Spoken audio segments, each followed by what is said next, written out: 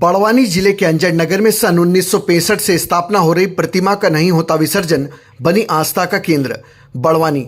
आज मंगलवार जहां नवरात्र पर्व की समाप्ति पर प्रतिमाओं का विसर्जन करने का दौर शुरू हो चुका है, वहीं जिले के अंजड़ नगर के जटाशंकरी चौक में सन 1965 से शारदीय नवरात्र पर स्थापित होने वाली अंबिका माता की प्रतिमा का विसर्जन नहीं किया जाता, जो आस्था का केंद्र है। माता की प्रतिमा के पास से स्थापित की गई छोटी प्रतिमा व ज्वारों का ही केवल विसर्जन किया जाएगा।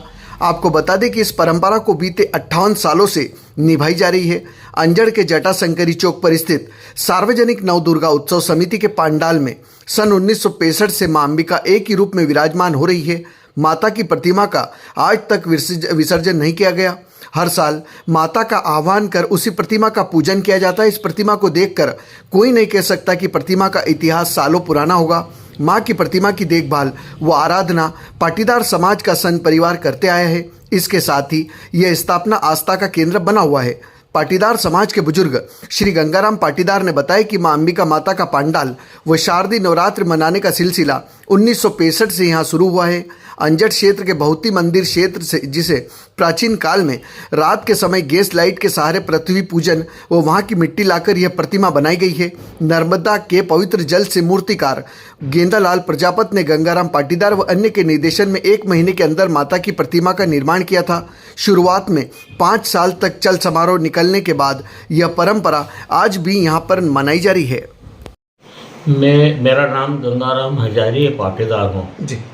ये आपके द्वारा बीते 1965 से यहाँ पर माताजी की जो स्थापना की गई है, क्या है उसका मेन क्या माना जाता है, क्या मान्यता है? ये माता सिद्ध है। वैसे मट्टी की प्रतिमा बनी हुई है जी।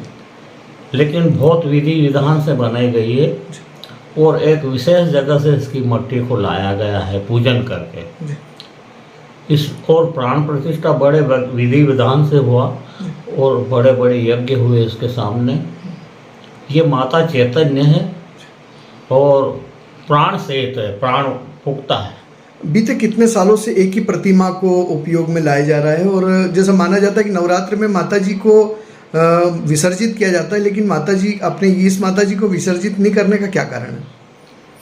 करीब 1965 में ये मूर्ति का निर्माण हुआ और ये निर्माण हुआ उसके बाद में मतलब कि ये माता मतलब हर इसका कारण ये था कि माता के सामने मतलब जिन जिन लोगों ने मन्नत ली उनकी मन्नतें पूरी हुई और उनकी श्रद्धाएं पूरी हुई।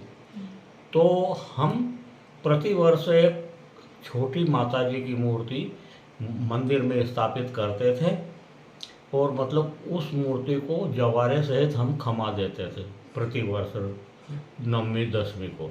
ये मूर्ति कब तक ऐसी रखी जाएगी और कब तक मान्यता के हिसाब से ये मूर्ति का ही पूजन भक्त लोग करेंगे?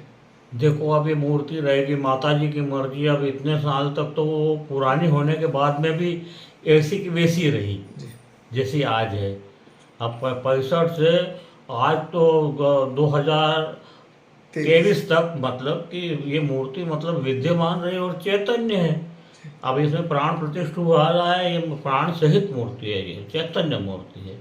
लोगों ने बहुत से लोगों ने मन्नत वगैरह ली लेकिन उनकी सारी मन्नतें पूरी हुई और इसीलिए इस मूर्ति को कोई खमाना नहीं चाहता। और माता ने भी स्वप्न दिया जिनके यहाँ रखी जाती थी खमाने का, उन्होंने कह दिया था कि भाई ये मूर्ति को अपन मतलब नर्मदा जी में विसर्जित कर देते हैं।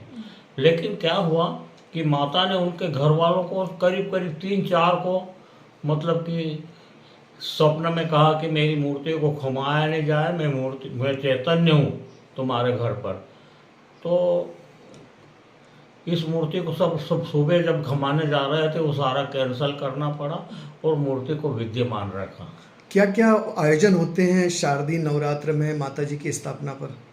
है माताजी की स्थापना जो होती है, क्या क्या आयोजन किए जाते हैं? वहाँ की जगह हवन भी होते हैं। 8-9 रोज तक पूजन होता है माताजी का विधि विधान से ब्राह्मण द्वारा जी। और आखिरी 9वीं के रोज एक बड़ा हवन होता है जिसमें प्रसादी वगैरह ये वो 9 कन्याओं का भोजन उनको होता है।